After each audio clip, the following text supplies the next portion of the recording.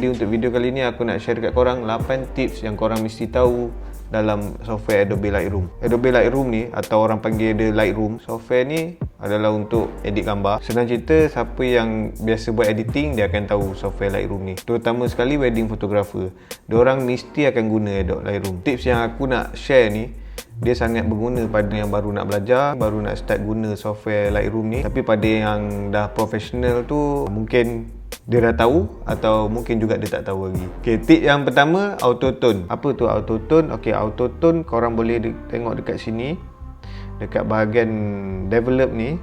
So dekat bar dekat tepi ni korang boleh tengok di bahagian sini, di bahagian tone ni, apa yang korang boleh nampak, dia ada satu button untuk auto. So ni adalah autotune. Autotune ni sebenarnya bukan saja untuk korang suruh Lightroom ni edit gambar korang secara auto, secara automatik.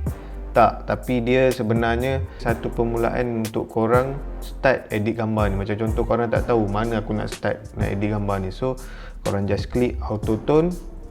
So Lightroom dia akan editkan gambar korang ni secantik yang dia rasa benda tu cantik, tapi sebenarnya korang boleh improvekan lagi gambar ni. So bila korang dah tengok dia dah edit kan, so korang boleh lah sambung balik kerja dia tu.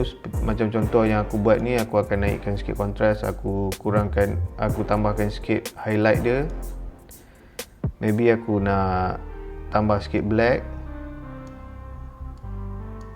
then aku kurangkan kekuningan, kuning dia sikit.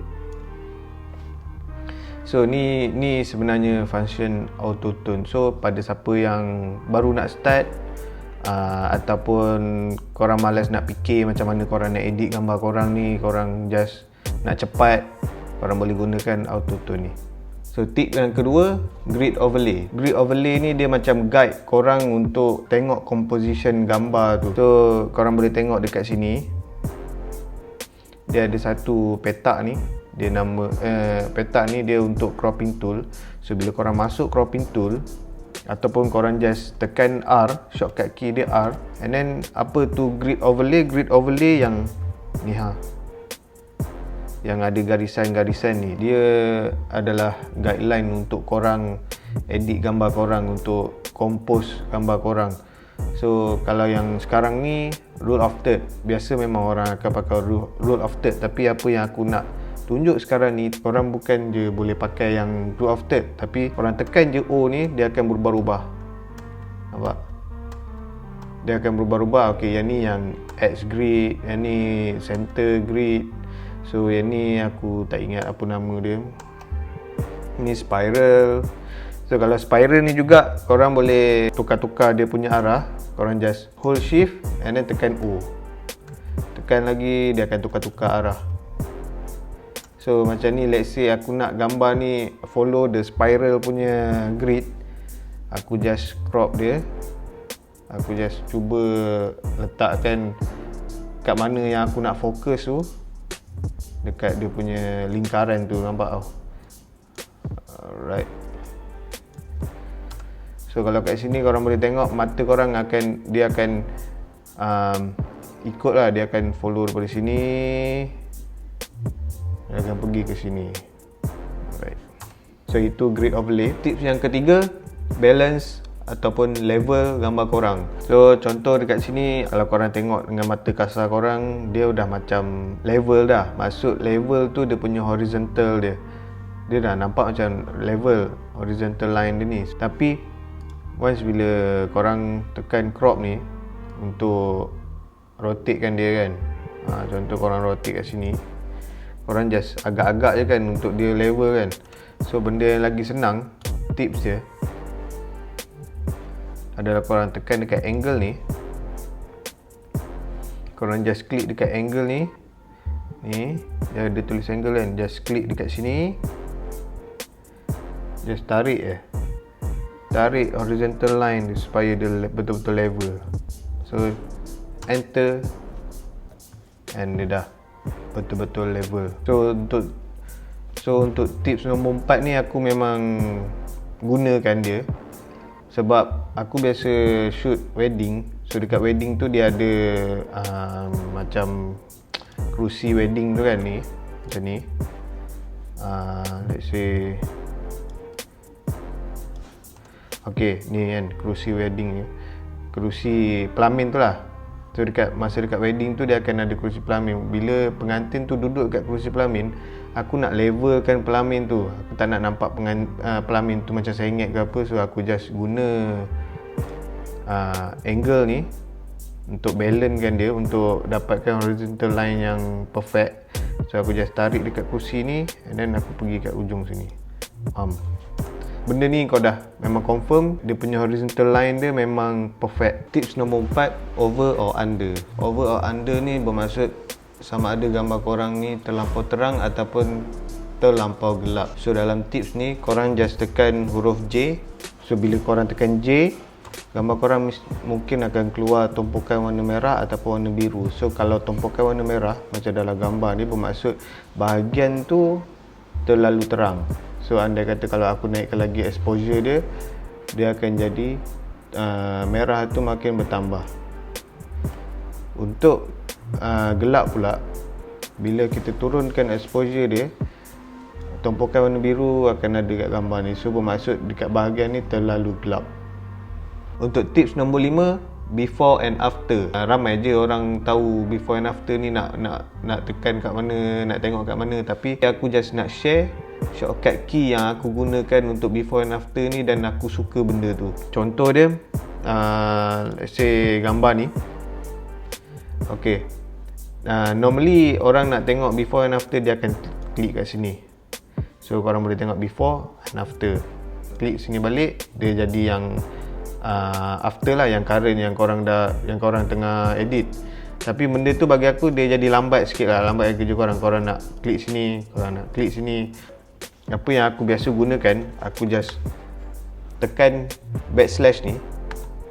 Okay, backslash once aku tekan backslash, dia akan tunjuk gambar before dia, and then dia akan tunjuk gambar after. So tekan lagi, dia tunjuklah gambar sebelumnya, and then korang tekan lagi sekali, dia tunjuk gambar yang korang dah edit. So bagi aku dia sangat cepat. So aku boleh tengok, oh macam ni. Aku nak tengok sama ada apa yang benda yang aku edit tu keterlaluan ataupun dah okey dah. Untuk tips nombor 6, reset. So seperti yang korang tahu, obvious lah, reset dia dekat sini kan. Dia punya button reset kat sini.